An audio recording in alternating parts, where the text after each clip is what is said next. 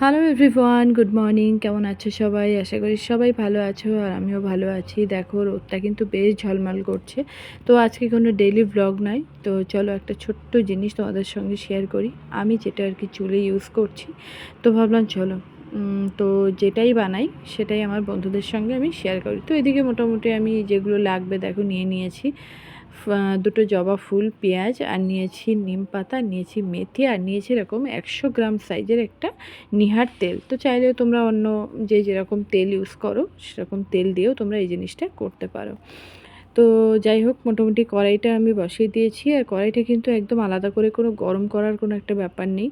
তো কড়াই জাস্ট মানে গ্যাসে বসিয়েই তেলটা দিয়ে দিলে, আর গ্যাসের ফ্লেমটা কিন্তু সবসময় আস্তে রাখবে। যখন তুমি হাই ফ্লেমে দেবে তখন এই জিনিসগুলো মানে কি বলবো, পুড়ে যাবে। ঠিক আছে? তো মোটামুটি আমি লো ফ্লেমে রেখেছি। আর পেঁয়াজগুলো দেখো, প্রথমে পেঁয়াজগুলো দিয়ে দিলাম, তারপরে দিয়ে দিলাম আমি মেথিগুলো। তো এগুলোকে মোটামুটি ততক্ষণ ভাজবো যতক্ষণ একটু নরম না হয়ে আসে। তো তারপরে বাকি আস্তে আস্তে ফুল, নিম পাতা এগুলো দিয়ে দেবো।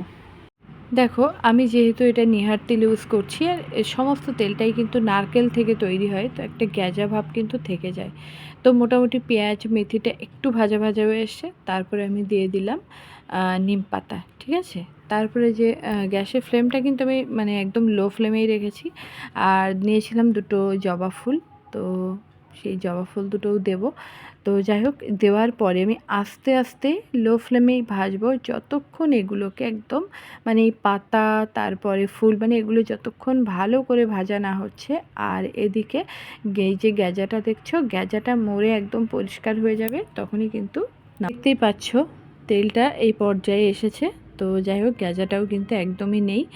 আর বাকি যে জিনিসগুলো আমি দিয়েছিলাম সেগুলো একদম ভাজা ভাজা হয়ে তেল থেকে সাইডে চলে এসছে। আর এবার আমি গ্যাসের ফ্লেমটা বন্ধ করে দিলাম, দিয়ে তেলটাকে ভালো করে সেঁকে তারপরে দেখাচ্ছি। তো এই যে মেয়েকে মাখিয়ে দিয়েছি, আর এই দেখো তেল এতটুকু হয়ে এসেছে। তো যাই হোক, মোটামুটি আমার আর মেয়ের হয়ে যাবে।